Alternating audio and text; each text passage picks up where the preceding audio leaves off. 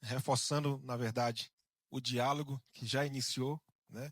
Eu queria já passar brevemente a palavra, né, para o nosso deputado Hollenberg. Por gentileza, deputado.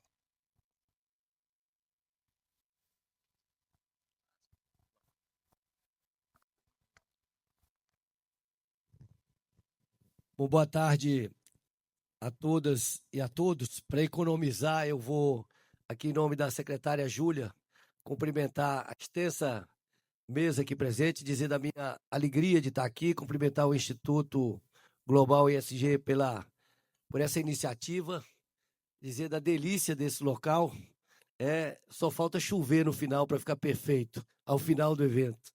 Esse dia nublado depois de uma seca tão prolongada no Distrito Federal.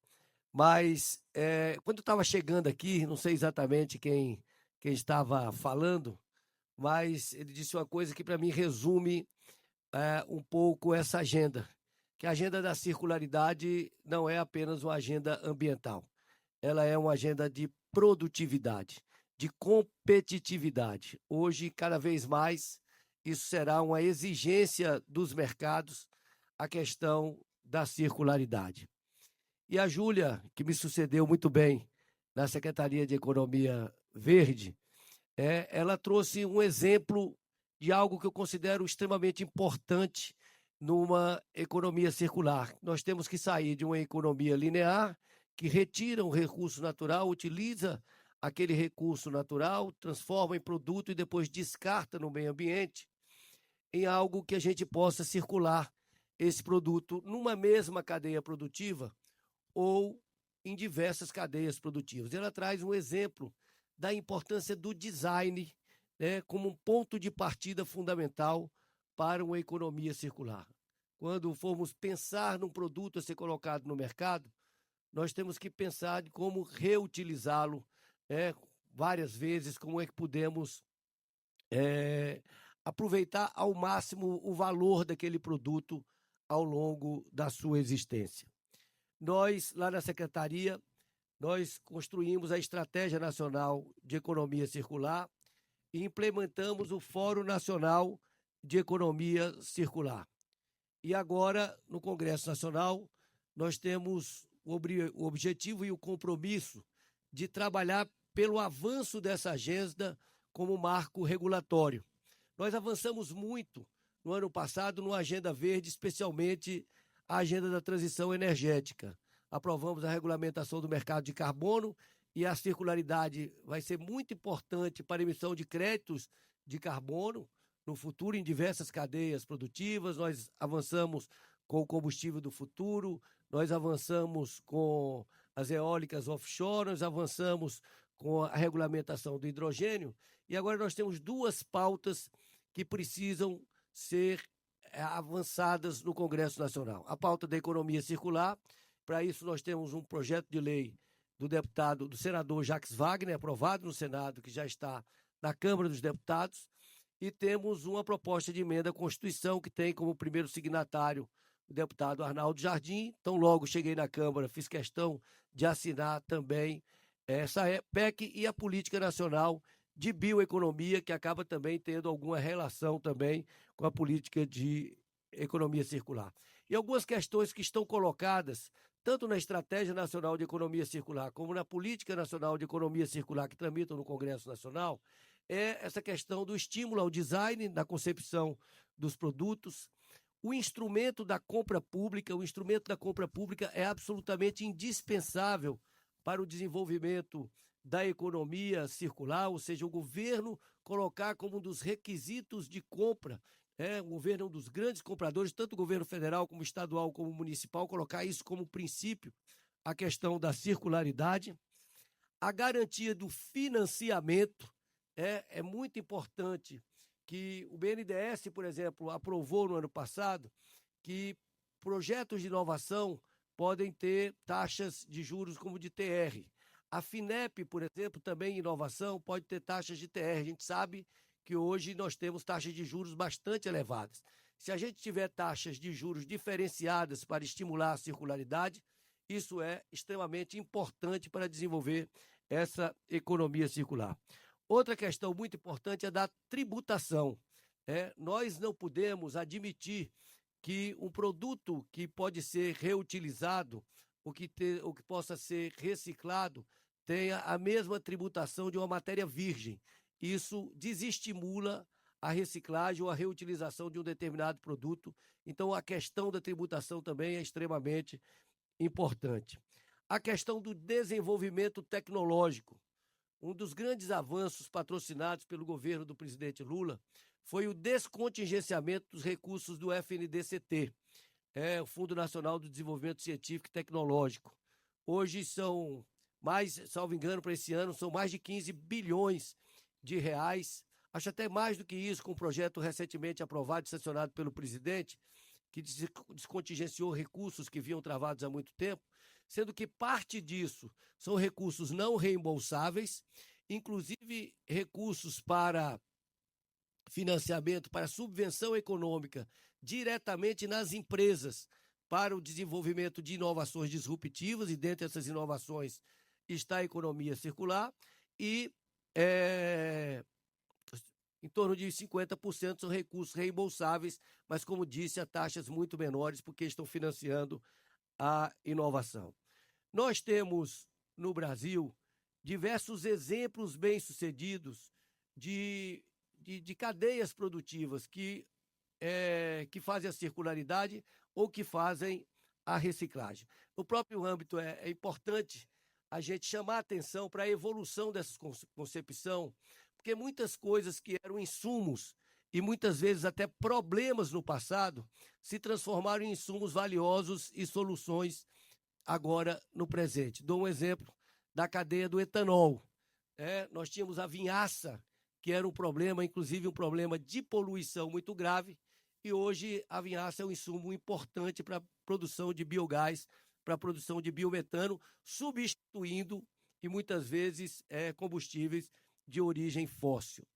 Nós temos um país que é um grande produtor agrícola.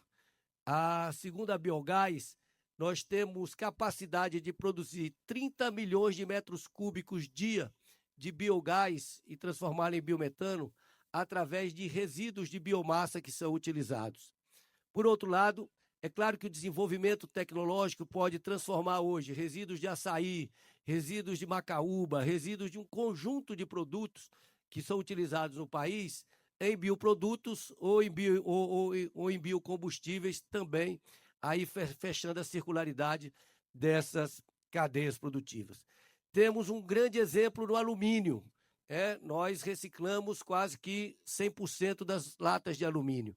E é importante dar esse exemplo para mostrar a diferença da circularidade numa cadeia produtiva.